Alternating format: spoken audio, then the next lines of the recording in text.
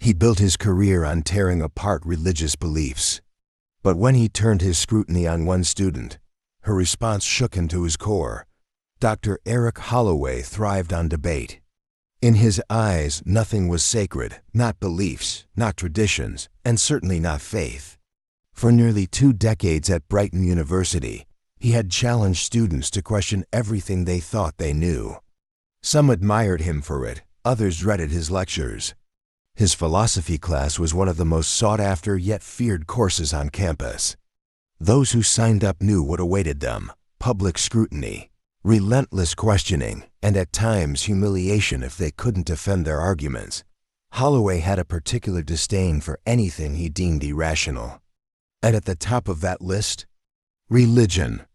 That Wednesday afternoon, the class was nearly full. The air in Hamilton Hall carried a quiet hum of anticipation. Students settled in, flipping through notes, preparing for another heated discussion. The walls, lined with old leather-bound books and faded portraits of past professors, gave the room an almost theatrical feel, like a stage where every debate felt larger than life. Holloway leaned against his desk, tapping his pen against his palm as he scanned the faces before him. This was his ritual, picking apart the crowd, searching for his next intellectual opponent. Then his gaze landed on Imani Rhodes, a junior sitting near the middle of the room. She wasn't the type to draw attention. Always punctual, always prepared. She listened more than she spoke, her presence steady but quiet. A philosophy major with a sharp mind, she had earned his respect, not that he'd ever admitted out loud. But today, something caught his eye. A delicate gold cross resting just below her collarbone, its small frame glinting under the classroom's fluorescent light. It was subtle, almost easy to miss. But to Holloway, it stood out like a beacon. His lips curled into a smirk. "Miss Rhodes." His voice cut through the low murmurs. Imani looked up, her fingers tightening slightly around her pen. "Yes, Professor?" Holloway took a step forward, tilting his head as if studying an abstract painting. "That necklace of yours just for decoration? Or does it actually mean something?" A few students shifted in their seats. Imani blinked, processing the question. She glanced down at the cross, her thumb grazing over its smooth surface. "It means something." Holloway nodded, pretending to give it some thought. "I see.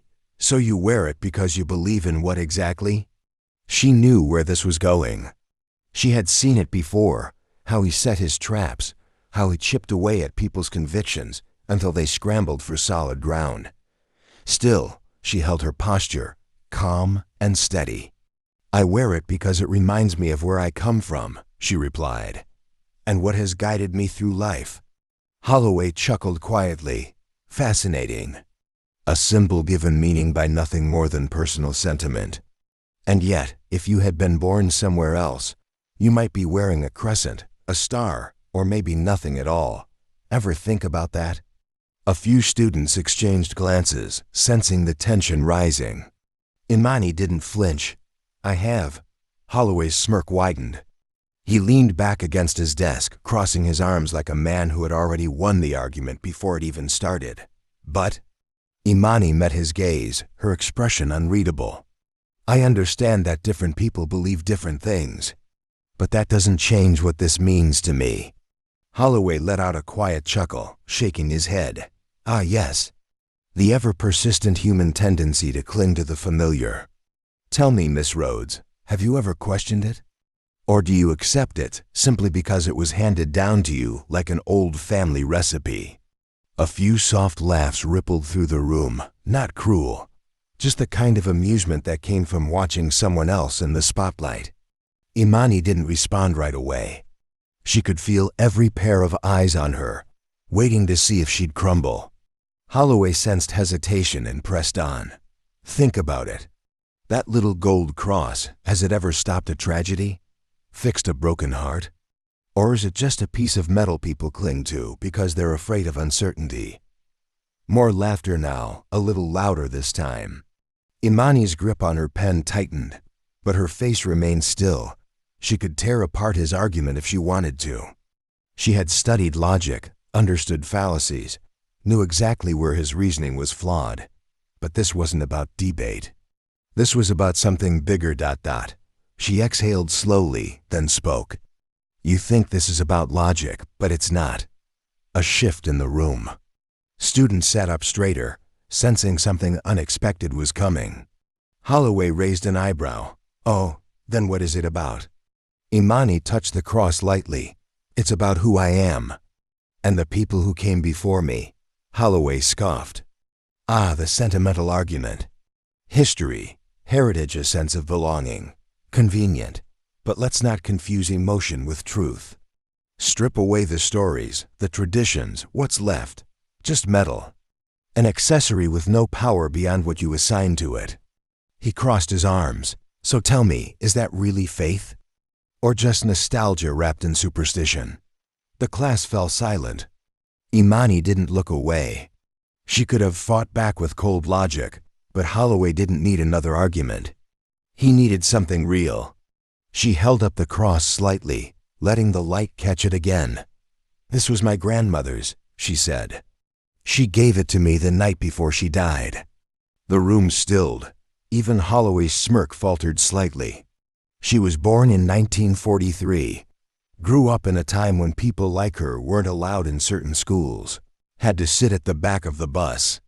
Her faith was one of the only things no one could take from her. Holloway's expression shifted, but he said nothing.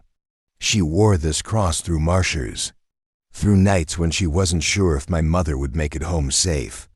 She held onto it when they threatened to burn down her church. And before she passed, she told me something I'll never forget. Imani looked down at the cross, then back at Holloway. She told me faith isn't about proving something to people who don't believe. It's about knowing who you are, even when the world tries to tell you otherwise. Silence. Then, from the side of the room, a voice murmured. My grandmother used to say the same thing. Heads turned. Another student, Ryan, admitted, I had a necklace like that once. It belonged to my mom. I lost it, and I still feel like a piece of me is missing. A murmur swept through the class. Small nods. Shared glances. Even those who didn't speak were affected. And for the first time, Holloway didn't have a retort. A student near the front, Jordan, leaned forward. Professor, you always tell us to question everything. So when was the last time you questioned yourself? The room was so quiet, Holloway could hear the ticking of the clock. For years, he had dismantled faith with precision. But now, standing in his own classroom, he felt something shift. Imani stepped closer. If you ever want to talk about what made you stop believing, I'd listen. Holloway blinked. Of all the things she could have said, that was the last thing he expected. She turned and walked toward the door. Holloway stared after her, tapping his fingers against the desk. Sometimes, the greatest debates aren't won by proving someone wrong. They're won by listening. If this story made you think, let us know in the comments. And if you haven't already, subscribe to Shocking Fate for more stories that challenge, inspire, and remind us of the power of belief, no matter what form it takes.